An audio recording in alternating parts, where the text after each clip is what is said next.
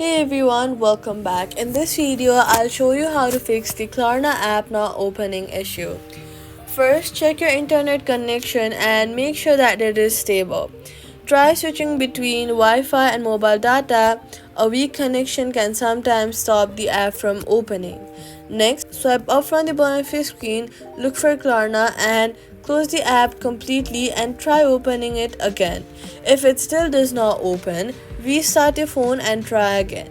You can also, and if you're on Android, you can also go on your phone settings, open apps, find Klarna and clear the apps cache. This removes temporary files that may cause the problem. Then head over to your app store or your Play Store, search for Klarna and make sure that your app is updated to the latest version.